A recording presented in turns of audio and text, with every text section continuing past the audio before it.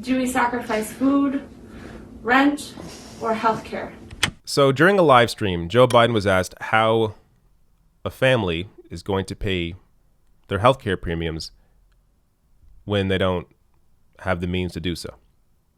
So I want to show you this because remember, Joe Biden still does not support Medicare for all. In fact, he said he would veto Medicare for all if it came to his desk. And this is also during a pandemic where right now Donald Trump is behind the scenes considering to cover people that have coronavirus at Medicare rates, essentially implementing a very narrow form of single payer for people with the coronavirus. So I want to show you this video. I saw this retweeted by Brianna Joy Gray, Bernie's press secretary, but it was posted by Case Study QB. Let's watch this interaction. I'm wearing this mask to protect my family as I've been diagnosed based on my symptoms for the coronavirus. Although I cannot be tested due to the limited number of tests available here in New York City. My husband and I are both hardworking, college-educated Americans who, like countless other Americans, will suffer as a result of this pandemic. I work full-time for a small company that does not offer health benefits. My husband is a freelancer. We currently pay over $2,000 a month for health insurance for our family of 3.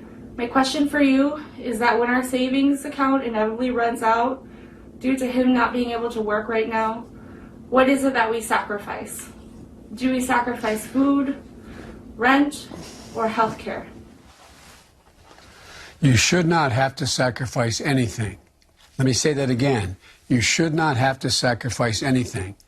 Not just because it's the fair thing to be taking care of your entire family and every family in your circumstance, but because it's best for the whole country, the entire economy.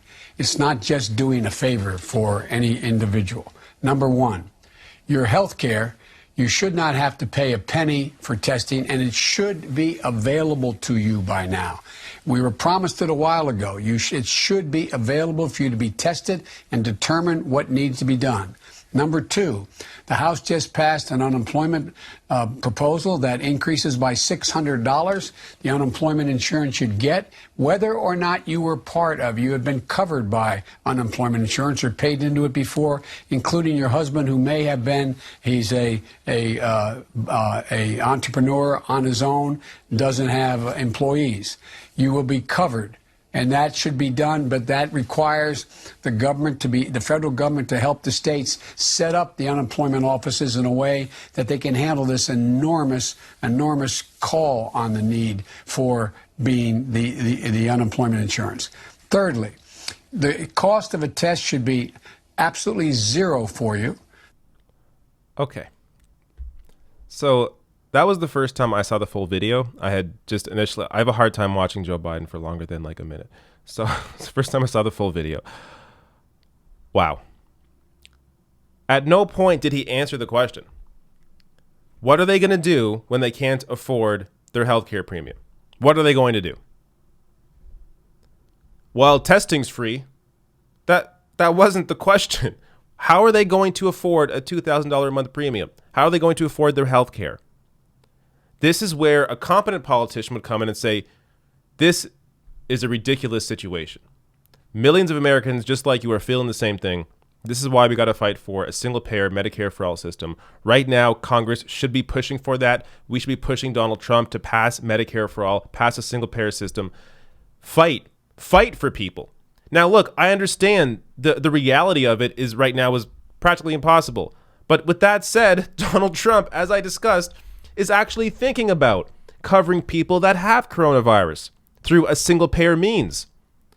So if you're already seeing cracks in the system and cracks in the Trump administration in terms of what they're willing to support, why aren't you fighting for the full thing? Why the hell is Trump further left than you on healthcare? How does that make any sense? So he has no answer for this family because his plan would not cover them. When your health insurance is tied to your employer, you are screwed no matter what. And even if you like your health insurance, there's still out-of-pocket expenses. You still need money to be able to afford it, to be able to get the treatment. So the entire system is just completely nutty. And you see, all Biden can go back to is, well, the testing is covered. The testing is covered. That wasn't the question. What are people going to do that can't afford healthcare? What are those people going to do? People that just got laid off. You're seeing now, I think it's at 6.6 million was the last count of people that are newly unemployed. What are they going to do? Many of them just lost their health care that was tied to their employer. What are they going to do? Biden has no answer for this. And it shows you why, not even just Joe Biden, but the Democratic leadership is just, they don't have the answers that people need. And if Biden becomes the nominee, and if he wins, the only way he would win is if enough anti-Trump voters come out. But if you have now potentially Trump making enough people think that he now maybe supports Medicare for all or supports a single payer system, even though in reality he doesn't, but rhetorically Trump has been saying that he should expand Medicare, that we should do more. If he plays that game again the way he did in 2016, Trump said that everybody should be covered in his healthcare plan. That's what he said. Now, of course, he never meant it, but it tricked enough people. And Trump can do that again. If Trump runs to the left again, to the Democratic Party, rhetorically, even if he doesn't mean it, but rhetorically, not enough people are going to come out and vote for the Democratic Party. Not enough people are going to come out and vote for Joe Biden because Joe Biden is not actually fighting for people and doesn't have the track record of fighting for people. Democrats are setting themselves up for a disaster if they continue down this status quo politics and don't actually fight for real people's needs.